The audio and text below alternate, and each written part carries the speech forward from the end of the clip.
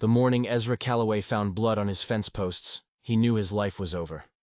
Not in a dramatic, gunshot to the chest kind of way. More like the slow, quiet death he'd been living for 5 years was about to get loud. 3 drops of crimson. That's all it was. Staining the gray, weathered wood that separated his lonely patch of Montana from the rest of the world. Most folks would have squinted, maybe cursed a wounded coyote, and gone back inside to their coffee. But Ezra knew blood. And this wasn't animal blood. This was the kind of blood that came from a person running. Running hard. Running for their life. He stood there on his porch, the October air crisp enough to bite, and looked out at the endless sea of amber grass. His small ranch house was the only thing standing for miles, a tiny wooden island in a vast, uncaring ocean.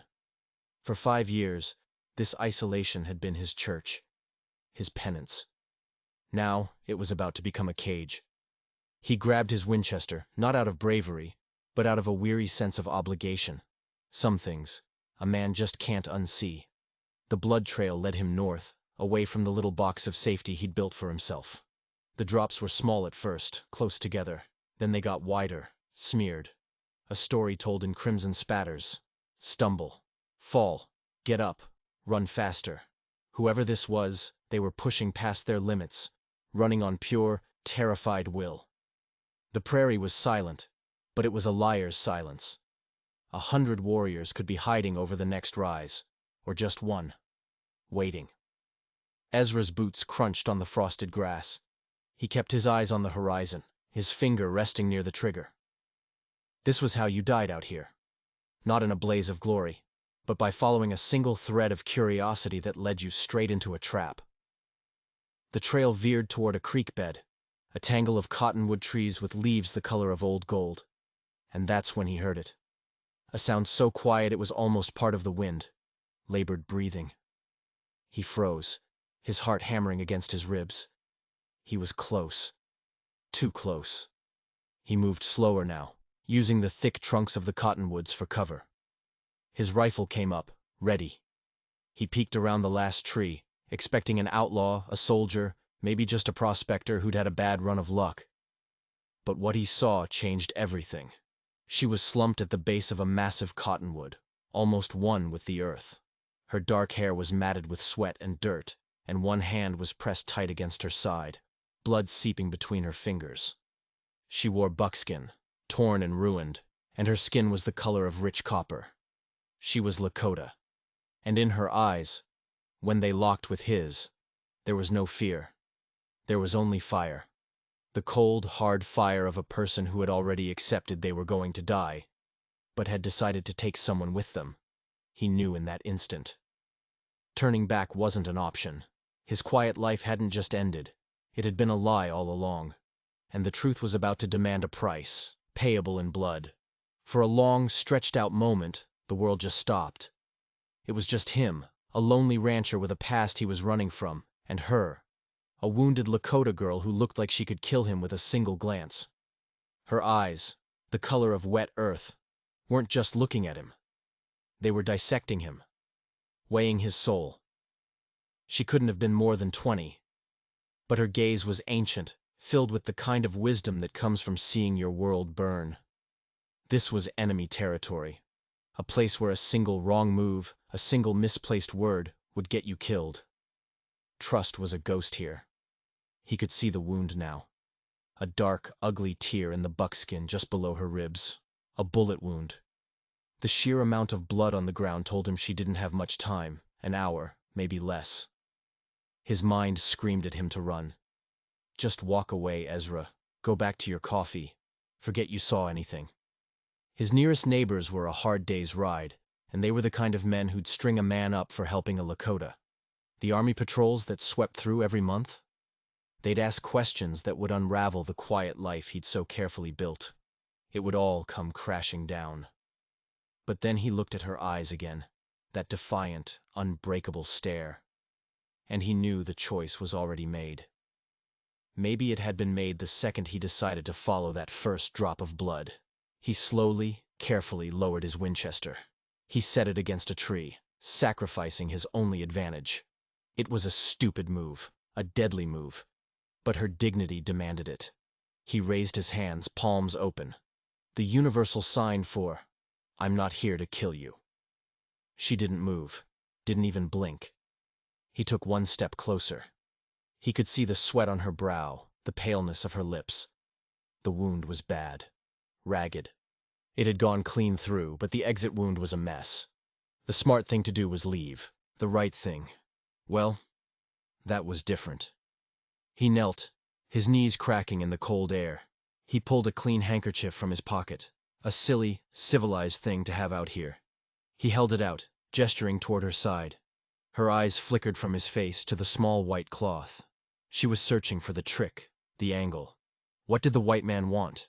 Whatever she saw in his face, it was enough. With a slow, pained movement, she moved her hand. He pressed the handkerchief against the wound. The moment his skin touched hers, a jolt went through them both. A strange current of shared humanity in a place that had forgotten the meaning of the word. The cloth was soaked in seconds. It wasn't enough. Not even close. He had to get her back to his house. But would she come? He pointed a shaky finger toward the tiny speck on the horizon that was his home.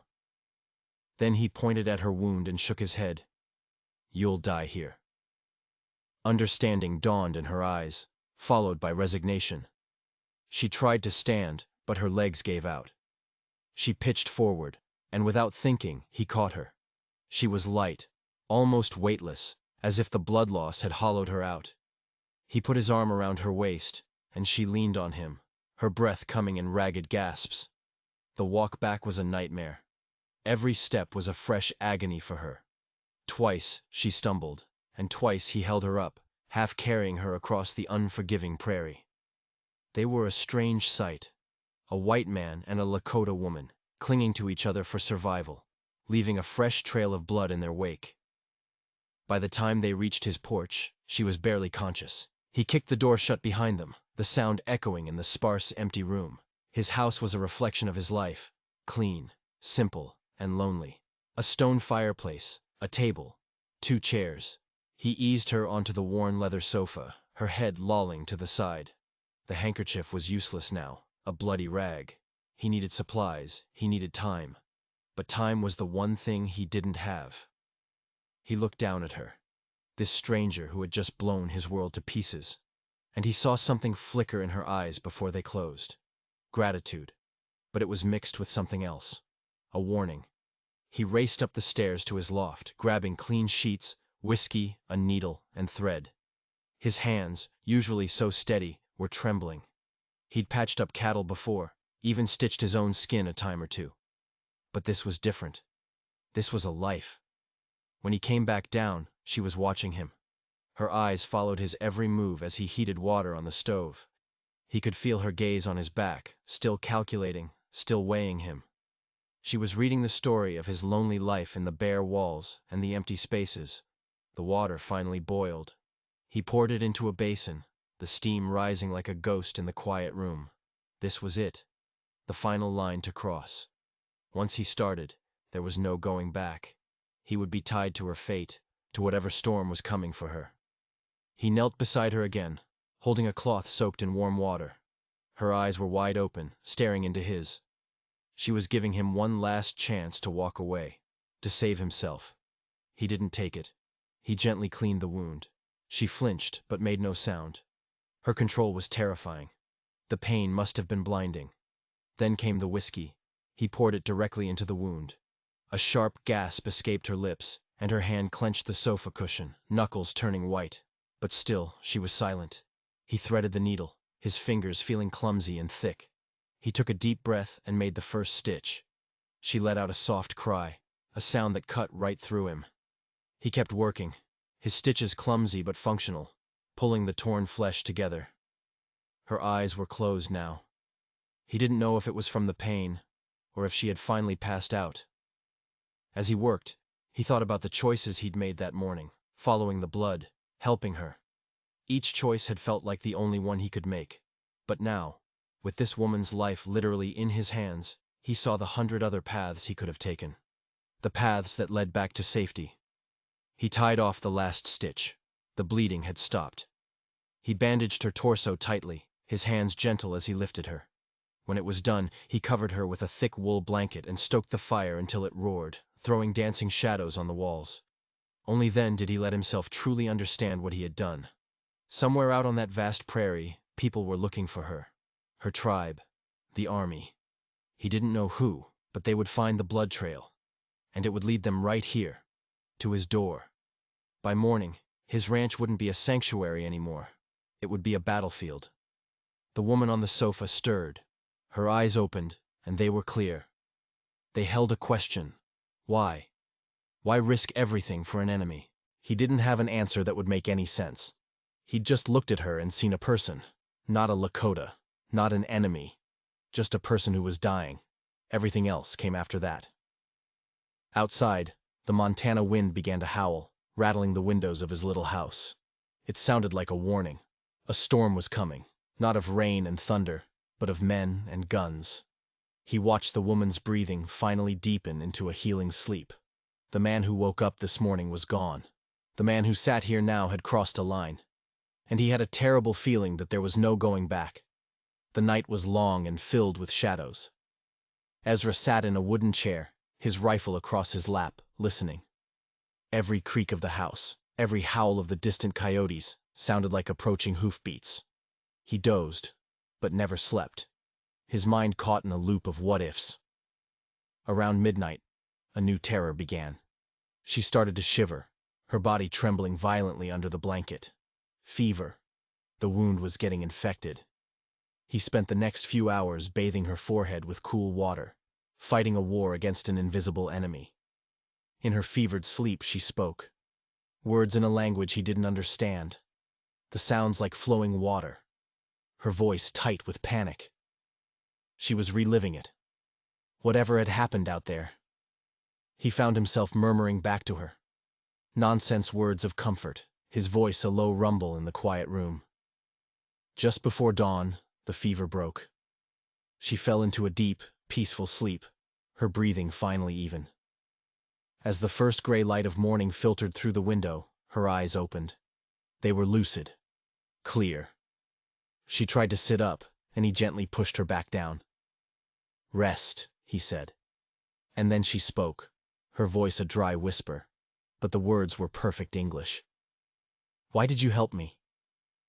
It was the same question from her eyes, now given a voice.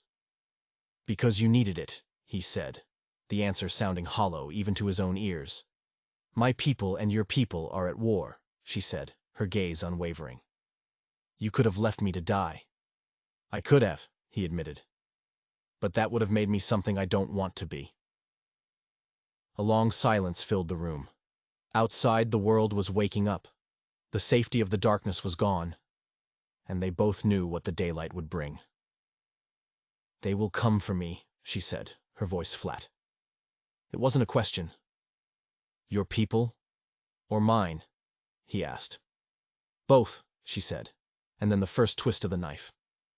"I am Ayanna. My father is Chief Takakota." The name hit Ezra like a punch to the gut. Takakota. He was a legend, a powerful chief who had held the army at bay for years. A man feared and respected in every settlement and fort in the territory. This wasn't just some wounded girl. This was royalty, and her disappearance would be like throwing a lit match into a powder keg. "The soldiers who shot you," he started, his voice barely a whisper. Ayanna's eyes turned to flint. "I killed 2 of them before I ran." The room suddenly felt cold, freezing. The second twist of the knife, sharper and deeper than the first.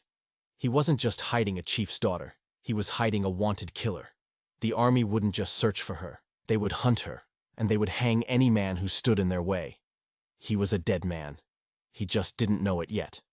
He looked at her, lying on his sofa, the daughter of a great chief, a warrior who had killed 2 soldiers. His simple act of kindness had just signed his own death warrant. "We need to go," he said, his voice tight. "I cannot travel," she said, gesturing to her wound. "You have to," he shot back, his own panic rising. "If they find you here, they'll burn this place to the ground with both of us inside." She looked at him, and for the first time, he saw a flicker of something other than defiance in her eyes. It was a sliver of fear, not for herself, but for him. "You have done enough, white man. Leave me. Save yourself." "It's too late for that," he said, a grim smile touching his lips. "My survival is tied to yours now. So tell me, Ayana, daughter of Takakota, where do we run?" Before she could answer, a new sound cut through the morning quiet. A sound they had both been dreading. Hoofbeats. Distant, but getting closer. Fast. "How many?" Ayana whispered, her hand instinctively going to the knife she still wore at her belt. Ezra strained his ears, his blood turning to ice. It wasn't just a few riders. It was more. A lot more. A dozen, at least. Maybe 20. "Too many," he said, grabbing his Winchester. "Too many to fight." He ran to the window, peering out at the horizon. But what he saw made no sense. They weren't coming from the north where the blood trail started. They were coming from the south, from the direction of the settlements. And they weren't soldiers. Their silhouettes were wrong. Too ragged. Too unofficial. "They're not cavalry," he said, his mind racing. "And they're not warriors." Ayana struggled to her feet, pain flashing across her face. She stumbled over to the window next to him. She stared for a long moment, her eyes narrowing. "Bounty hunters," she breathed. The third twist. Not the army seeking justice, not her people seeking rescue, but men who hunted people for money. And a chief's daughter would fetch a very high price. It was worse, so much worse. The army might listen to reason. Her people might show mercy. These men would not. They would kill him for his horse and boots and leave her to bleed out if she slowed them down. "They must have found my trail back at the winter camp," she said, her voice grim. "They're faster than the soldiers." "We have to go, now," Ezra said. He grabbed saddlebags, stuffing them with ammunition, dried meat, and bandages. Every possession he owned was abandoned without a second thought. All that mattered was the next 5 minutes. He helped her out the back door, toward the small corral where his 2 horses stood, their breath misting in the cold air. The sound of the riders was louder now, a low thunder that vibrated through the ground. As he threw a saddle on his horse, Ayana grabbed his arm. Her grip was surprisingly strong. "If they catch us," she said, her eyes boring into his, "this was not your choice. Tell them I took you prisoner, that I forced you to help me."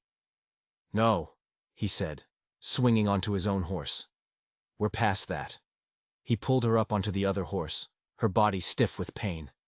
He didn't lead them north, toward the river and the mountains. That's where the hunters would expect them to go.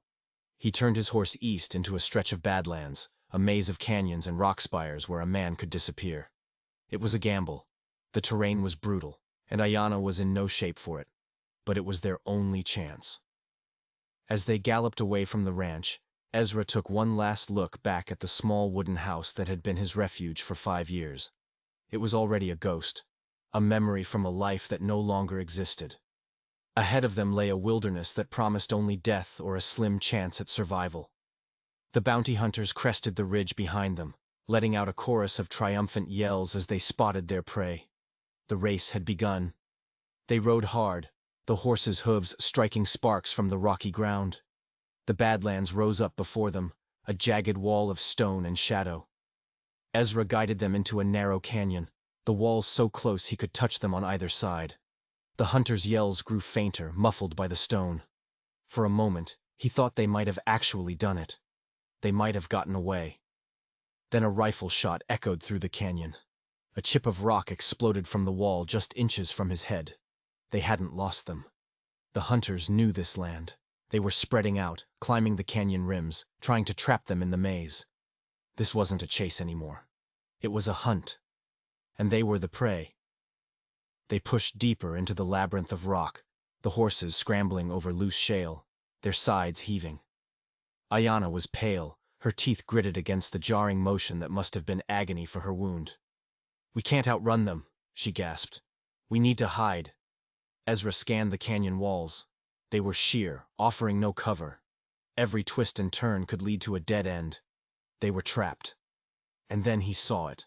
A dark slash in the rock face, almost invisible in the deep shadows. A cave. "There!" he yelled, pointing. He slid off his horse, pulling Ayana down with him. The horses are too loud. We go on foot. He slapped the rumps of both animals, sending them galloping deeper into the canyon, a decoy to draw the hunters away. He half-dragged Ayana toward the cave, her arm draped over his shoulders. They scrambled inside just as the first of the hunters appeared at the far end of the canyon, a dark silhouette against the bright morning sky. The cave was shallow, barely more than an overhang, but it was deep enough to hide them in the shadows. It smelled of damp earth and animal musk. They pressed themselves against the cold rock wall, their breath pluming in the air. Outside, they could hear the hunters' voices, echoing strangely off the canyon walls as they searched. "They're gone," one voice called out. "Tracks lead further in." "Spread out," another voice commanded, the sound of a man used to giving orders. "They can't have gotten far. I want that girl alive. The man. Doesn't matter." Ezra and Ayana stayed frozen, listening as the hoofbeats and voices faded away. For now, they were safe. But they were on foot, with no food, no water, and a dozen armed men hunting them in a hostile wilderness. Ayana slumped against the wall, a low moan escaping her lips. Her bandage was soaked through with fresh blood. The hard ride had torn open his stitches. "I can't go on," she whispered, her eyes closing. "Yes, you can," he said, his voice harsher than he intended. He ripped a strip of cloth from his own shirt and began to redress her wound. As he worked, his fingers brushed against something hard tucked into her belt, hidden beneath a fold of buckskin. It wasn't her knife. It was a small, leather-bound book. He pulled it out. It was a diary. The writing inside was in English, in a neat, practiced hand. He opened it to the last entry. The words he read made the blood freeze in his veins. "My father is a fool," it read. "He talks of peace when the white man only understands war. Chaiton is right. A true war is the only way to save our people. The death of 2 soldiers was a small price to pay. When they come for me, the spark will be lit. And my father, the great chief Takakota, will have no choice but to burn the world down." This wasn't a rescue. It wasn't an escape. It was a plan. The fourth twist of the knife. She hadn't just killed 2 soldiers. She had murdered them. Deliberately. To start a war. The bounty hunters. The chase. It was all part of her horrifying plan. He looked at her. At the woman whose life he had saved. Whose hand he had held. She wasn't a victim. She was a fanatic. And he wasn't her savior. He was her pawn. The realization hit him like a physical blow. He stared at the diary, then at the woman pretending to be unconscious beside him. Every act of kindness, every moment of shared vulnerability, had been a lie. A calculated move in a deadly game he didn't even know he was playing. He had risked everything for her, and she had used him. Used his compassion as a weapon against her own people, against everyone. He should have been angry. He should have felt betrayed. But all he felt was a cold, sinking dread.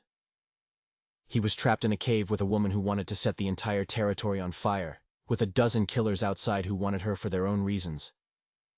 He looked at her face, seemingly peaceful in the dim light.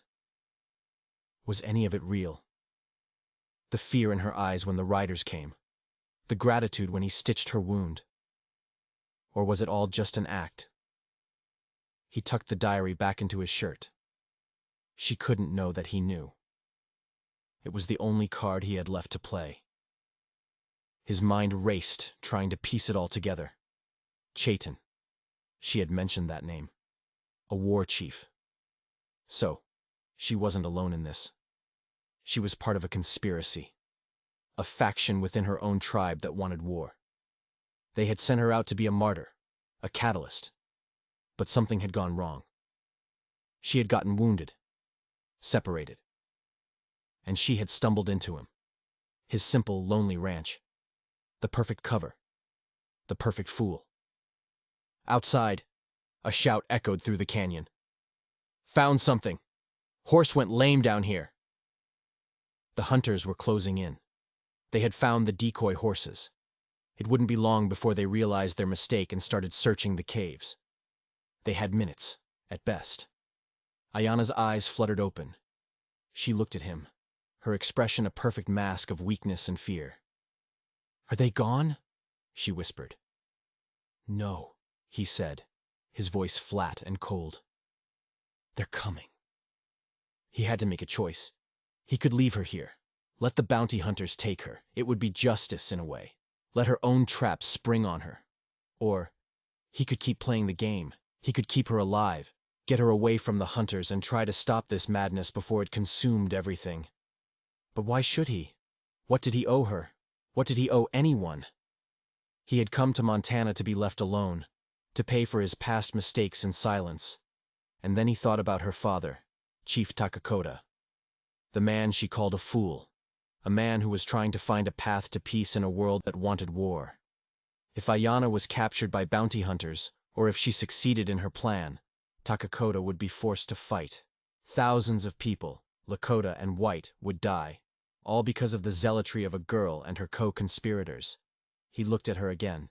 He wasn't just saving her life anymore. He was trying to save everyone else's. "There's a fissure at the back of the cave," he lied, his mind working frantically. "We can climb. It might lead to the rim." She nodded weakly, playing her part perfectly. "I'll try." He helped her up, his touch now purely functional. The connection he had felt before was gone, replaced by a cold, hard resolve. He led her deeper into the cave, into the oppressive darkness.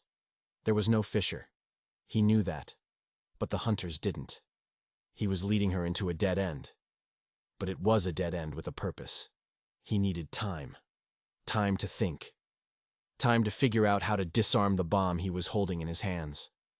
As they stumbled through the dark, he felt the small leather diary pressed against his chest. It was a terrible secret. A secret that could get him killed by every side in this conflict. The Lakota War Party would kill him for knowing their plan. The bounty hunters would kill him for getting in their way. The army would hang him as a traitor. He was utterly, completely alone. Trapped between a rock and a hard place, with a girl who was more dangerous than a loaded gun. The hunters' voices were getting closer, echoing into the mouth of the cave.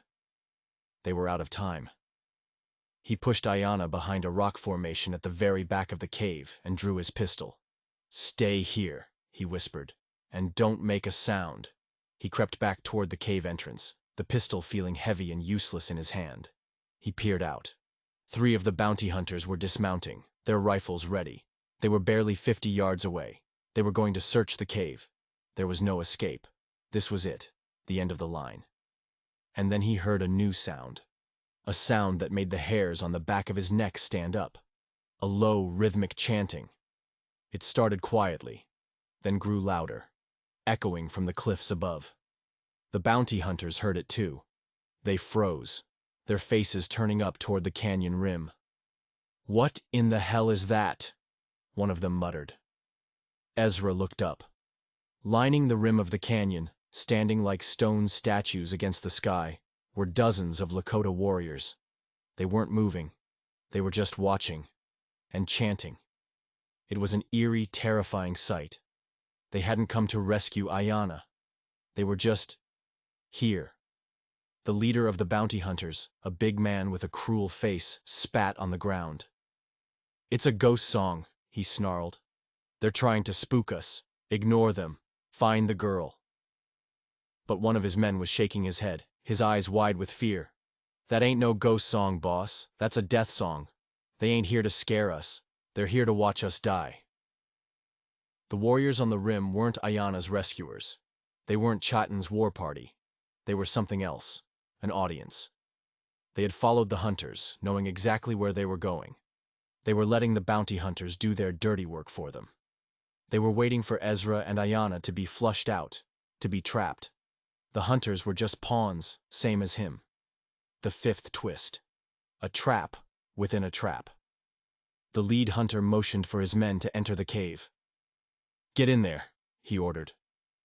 Ezra knew he had seconds to act. He couldn't fight the hunters and the warriors. He had to choose. He backed away from the entrance, back into the darkness where Ayana was hiding. He grabbed her arm. "Change of plans," he hissed. "What is it? What's happening?" she asked, her voice laced with what sounded like genuine confusion. Was it possible? Did she not know about the warriors on the rim? Was this part of Chaitin's plan? Or had things spiraled out of his control too? "Your audience has arrived," he said, pulling her deeper into the cave. He found a narrow crevice, a crack in the rock he hadn't seen before, just wide enough for them to squeeze through. It was their only chance, a desperate, one-in-a-million chance. They pushed their way into the suffocating blackness, the rock scraping their skin, the sound of the hunters entering the main cave behind them. They could hear the men shouting, their voices muffled by the stone. The crevice twisted and turned, sometimes so narrow they had to go sideways. It was a tomb. If it ended in a wall of rock, they would be buried alive. After what felt like an eternity, Ezra saw a faint gray light ahead. It was a way out. The fissure opened onto a narrow ledge on the side of the canyon, halfway between the floor and the rim. They were exposed, but they were out of the cave. Below, they could see the hunters' horses tied up. The men were still inside the cave, searching. Above, the warriors were still chanting their death song, their eyes fixed on the cave entrance, waiting for the show to begin. No one had seen them. "We have to get to their horses," Ezra whispered. They began to climb down the treacherous rock face, finding small handholds and footholds. It was slow, terrifying work. One slip, and they would fall to their deaths. Ayanna, despite her wound, climbed with a grim determination. She was a survivor.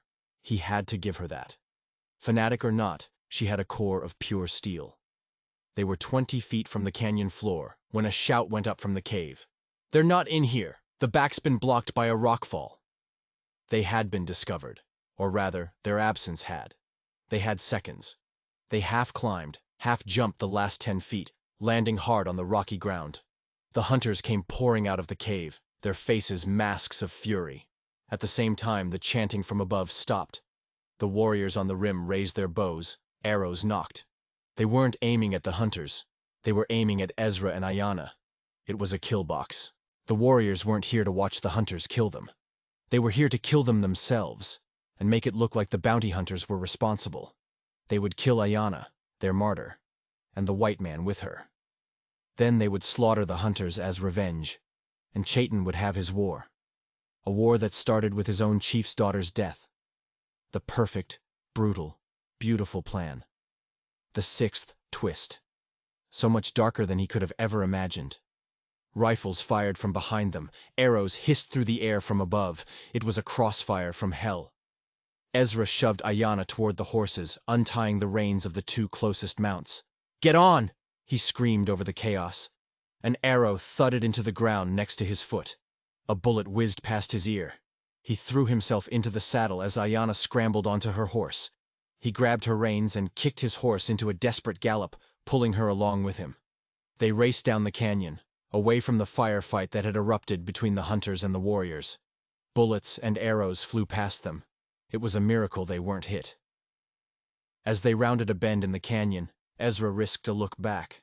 The bounty hunters and the Lakota warriors were locked in a furious battle, all thoughts of their original prey forgotten in the sudden, bloody struggle for survival. He had been right. The warriors had used the hunters as a tool, and now they were discarding it. He had just witnessed the first shots of Ayanna's war, and he was riding away with the one person who could either stop it or fan the flames into an inferno. They rode for hours, pushing the stolen horses to their absolute limit. They didn't stop until the animals were lathered in sweat and foam, their sides heaving. They were miles away, hidden in a thick grove of pine trees on the slope of a mountain. The sounds of the battle were long gone.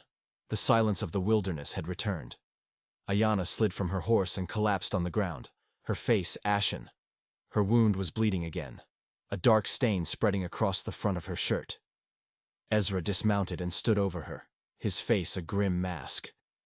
The adrenaline was gone, replaced by a cold, simmering rage. He pulled the diary from his shirt and threw it onto the ground in front of her. Her eyes widened as she saw it. The mask of the weak, grateful victim fell away, replaced by the cold, hard face of the zealot he had read about. The real Ayanna. "You know," she said. It wasn't a question. "I know everything," he replied, his voice dangerously quiet. I know you murdered those soldiers. I know you're trying to start a war.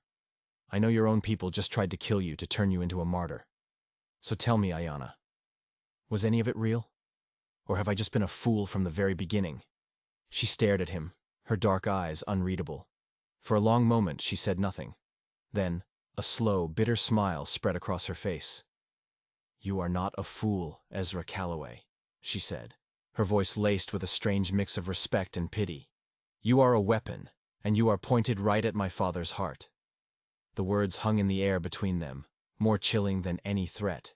He hadn't just been a pawn. He was the final piece of the puzzle, the endgame, and he had no idea what his role was supposed to be. "What does that mean?" he demanded, taking a step closer. Ayanna coughed, a racking sound, and a fleck of blood appeared on her lips.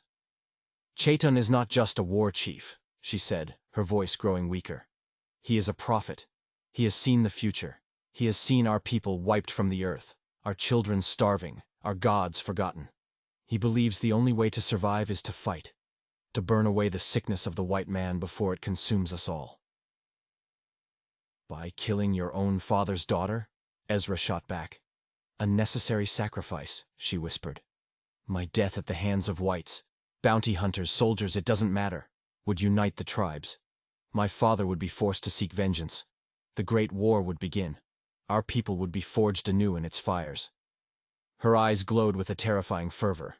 She truly believed it. "But you're not dead," he said, the words tasting like ash in his mouth. "I saved you." "Yes," she said, and her smile returned, colder this time. "You did. You ruined the perfect plan.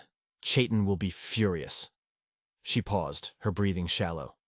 "But now there is a new plan. A better one."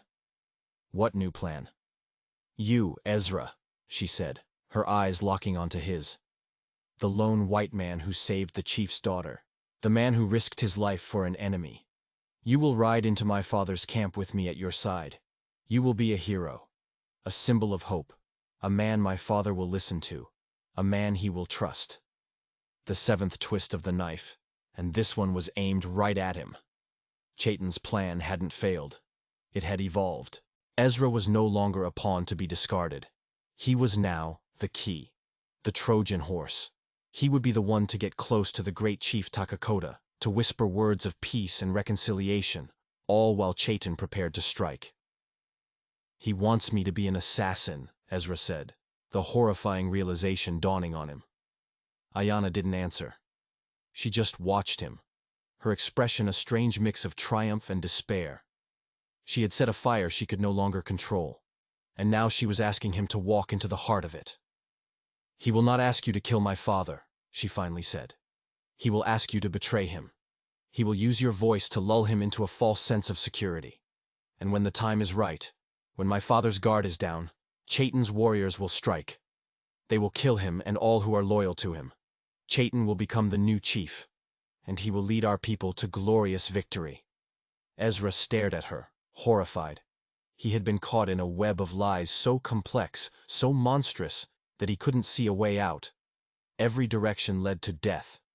If he refused, Ayanna would likely die here from her wound, and he would be hunted down by Chaitan's warriors. If he agreed, he would be walking into a viper's nest, a party to a coup that would trigger the very war he was trying to prevent. "Why are you telling me this?" he asked, his voice a hoarse whisper. "Why reveal the plan?" For the first time, he saw a crack in her armor of fanaticism, a flicker of doubt, a hint of the young woman beneath the warrior. "Because you did not leave me to die in that cave," she said, her voice barely audible. "You saved me. Even after you knew the truth. You saved me from the hunters, and you saved me from my own people. You chose honor when you had no reason to. I thought you should have a choice too." The irony was staggering. She was offering him a choice when he had none. Both paths led to destruction. But as he looked down at her, bleeding on the forest floor, he realized there might be a third path. A path so narrow and dangerous that it was almost invisible. A path that required him to do the one thing he had sworn he would never do again. Trust someone. He knelt beside her and began, once again, to tend to her wound. He worked in silence, his mind racing faster than it ever had before. He was putting together a plan of his own. A desperate, insane gamble that would either save them all or get them killed in the most spectacular way imaginable. "If we do this," he said finally, his voice low and steady, "we do it my way. No more lies, no more secrets. You will tell me everything you know about Chaitin, every warrior loyal to him, every detail of his plan." Ayanna looked at him, her eyes searching his face. She was looking for a sign, a hint of what he was planning, but his face was a stone mask. "And what is your way?" she asked. "My way," Ezra said, tying off the bandage, "is to walk right into the heart of the storm. We're going to your father's camp, and we're going to tell him the truth." Ayanna's eyes went wide with genuine terror. "He'll kill us both. He'll kill you for being a white man, and he'll kill me for being a traitor." "Maybe," Ezra said, standing up and offering her his hand. "But it's the only chance we have. Your father is a man of peace. Your words, you said he was a fool for it. I'm betting everything that he's a wise man instead. I'm betting that the truth is a more powerful weapon than Chaitin's lies." She stared at his outstretched hand. Taking it meant betraying everything she had fought for, everything she had been willing to die for. It meant placing her life, and the future of her people, in the hands of a stranger, an enemy. But not taking it meant a slow death here in the wilderness, or a quick one when Chaitin's warriors finally found them. With a trembling hand, she reached out and took his. Her skin was cold, but her grip was firm. The alliance was sealed. Not between a savior and a victim, but between two conspirators, each with their own desperate agenda. They were going to walk into the lion's den. And only one of them knew they were bringing a lion of their own. The journey to Takakota's camp was a quiet, tense affair. They rode for 2 days, speaking only when necessary. Ayanna, weak but resolute, shared the details of Chaitin's conspiracy. The plot was deeper and more widespread than Ezra had imagined. Nearly a third of the tribe's warriors were loyal to the war chief, seduced by his promises of glory and his visions of a future free from the white man. They had been planning this coup for months. Ayanna was to be the spark, but the kindling had been laid long ago. As they rode, Ezra formulated his own plan. It was a long shot, a play built on psychology and desperation. It depended entirely on the character of a man he had never met. On the third morning, they crested a ridge and saw the camp below.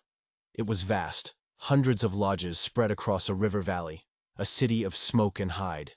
And it was an armed camp. Warriors were everywhere, their faces painted, their weapons ready. Chaitin had already been at work, spreading his poison, preparing the people for a war he himself had engineered. "They will see you, and shoot you on sight," Ayanna said, her voice tight with fear. "No, they won't," Ezra said calmly. "Because they won't see me as a threat. They'll see me as a prisoner." He took a length of rope from his saddlebag. "Tie my hands." Ayanna stared at him. "What?" "Do it," he commanded. "Tie them tight, in front of me. We ride in with you leading, and me as your captive. It's the only way we'll get past the warriors and to your father." It was a terrifying risk.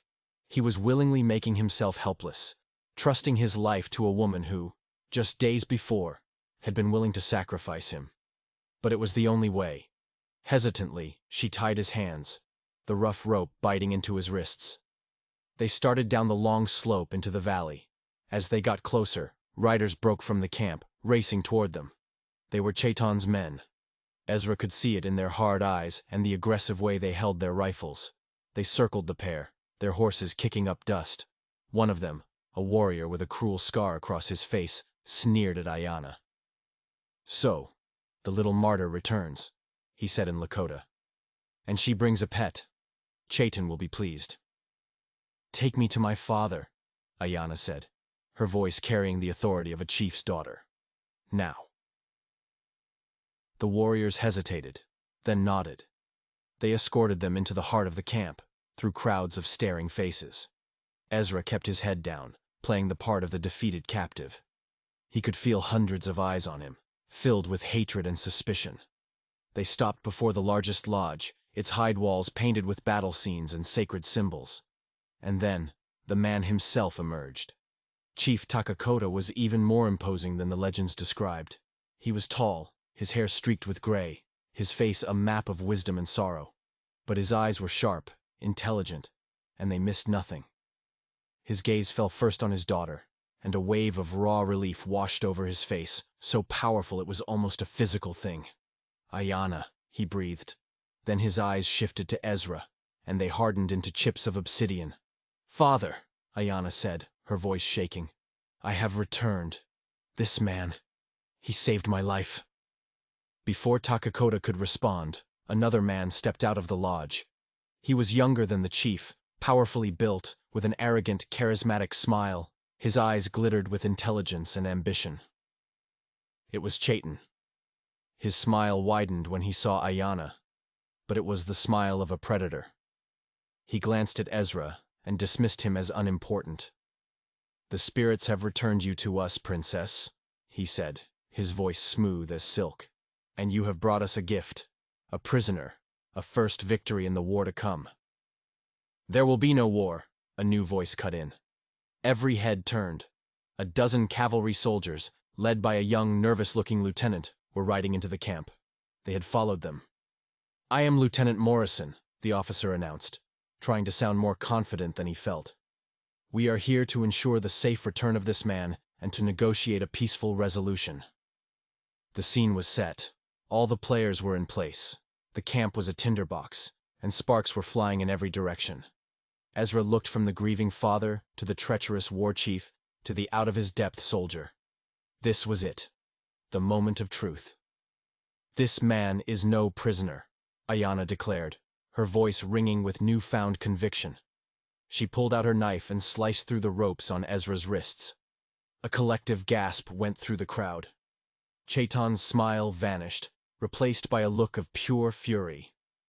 "He is my guest," Ayana continued, standing beside Ezra. "He is a man of honor, and he has something to say." Takakota stared at them, his face a mask of confusion and suspicion. "Speak then, white man," the chief commanded, his voice a low growl. "Speak your truth, and know that if you lie, you will die." Ezra stepped forward, his heart pounding. He met the chief's gaze. "Chief Takakota," he began, his voice clear and steady. "Your daughter is right. I am not your enemy, but there is an enemy in this camp. A man who wants war so badly, he was willing to sacrifice your own daughter to start it." A murmur went through the crowd. Chaitin stepped forward, his hand on the handle of his knife. "Lies. This white man is a snake, trying to poison us against each other." "Is it a lie?" Ezra shot back, his eyes flashing. He looked directly at the war chief. "Is it a lie that you paid 2 soldiers from Fort Abraham Lincoln to stage an attack on your own people? Is it a lie that when your plan to make Ayana a martyr failed, you sent a war party to the Badlands to kill her and blame it on bounty hunters?" Chaitin froze. His face went pale. Ezra was guessing, bluffing based on the scraps of information Ayana had given him. But he saw it in the war chief's eyes. The truth. A flicker of panic. It was all he needed. "How could you know this?" Takakota demanded, his gaze shifting from Ezra to his war chief. "Because I was there," Ezra said, "and because your daughter is a warrior, but she is a poor liar." He pulled the small leather diary from his shirt and held it up. "She kept a record of your plan, Chaitin. Your words, your prophecy. It's all in here." Chaitin lunged, not at Ezra, but at Ayana, a knife appearing in his hand as if by magic. "Traitor!" he screamed. But Ezra was ready. He moved faster, tackling the war chief, sending them both tumbling to the ground. The warriors loyal to Chaitin drew their weapons. The cavalry raised their carbines. The camp exploded into chaos. Takakota let out a roar of command that cut through the noise like a thunderclap. "Enough!" The warriors loyal to the chief subdued Chaitin's men. The coup had failed before it had even begun. Ezra stood up, breathing heavily, as 2 warriors dragged a struggling, cursing Chaitin to his feet. Takakota took the diary from Ezra's hand. He didn't read it. He simply looked from the book to Chaitin, and then to his daughter. His face was a canvas of grief, betrayal, and a terrible dawning understanding. He had almost been led into a war that would have destroyed his people, orchestrated by the man he trusted most. He looked at Ezra, this strange white man who had appeared out of nowhere. "You have done a great service to my people," the chief said, his voice heavy with emotion. "You have saved us from ourselves. You risked your life for the truth." The crisis was over. The plot was exposed. Justice would be done. Ezra had walked into the storm, and, against all odds, had survived. He looked at Ayanna, who was staring at her father, tears streaming down her face. She had made her choice. She had chosen family and peace over fanaticism and war. In the end, she had found her own honor. As the sun began to set, painting the sky in shades of blood and gold, Ezra knew his life would never be the same. The lonely rancher was gone forever. In his place was a man who had stood between two worlds and for one brief, shining moment had held them together. His solitary life was over. A new, more dangerous, and infinitely more meaningful one was just beginning. Sometimes the greatest battles aren't fought with guns, but with courage and truth. Ezra Calloway learned that lesson in the heart of the Montana wilderness. If you enjoyed this story of bravery against all odds, don't forget to subscribe and hit that notification bell, because the frontier is full of dark secrets, and we're just getting started.